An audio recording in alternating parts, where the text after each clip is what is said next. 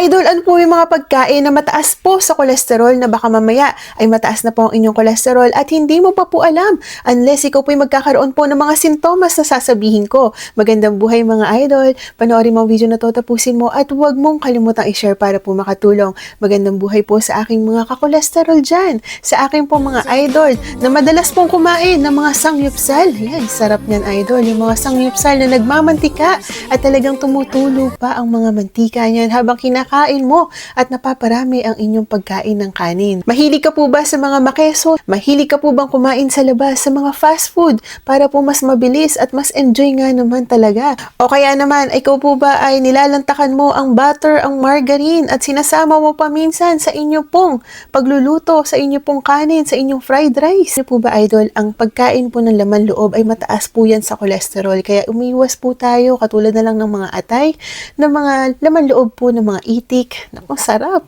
Pero nga naman idol, ang mga nandyan po ay matataas po sa kolesterol, mga fried chicken, mga french fries na talagang binabad sa mantika, at ang mga burger.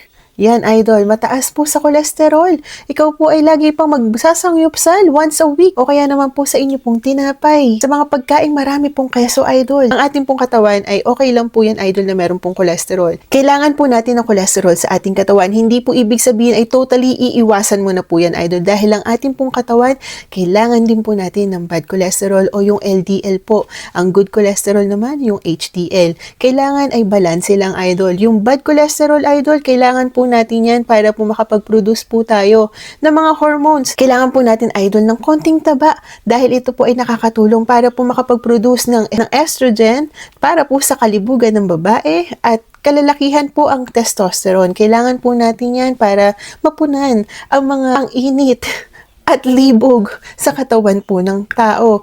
Nakakatulong po yan idol para makapag-produce ng bile acid. Ito po ay produkto ng liver. Kapag po tayo ay may bile acid, kaya po niya i-breakdown yung mga pagkain at kaya po natin makuha yung mga nutrition na kailangan po natin sa ating katawan para po sa ating vitamin D. Kung ikaw po ay mababa ang inyong vitamin D, kailangan po natin yan. Ito sa ating pong vitamin D, sa ating pong brain function, kailangan po natin ng konting taba para mas makapag-function ng ating pong brain.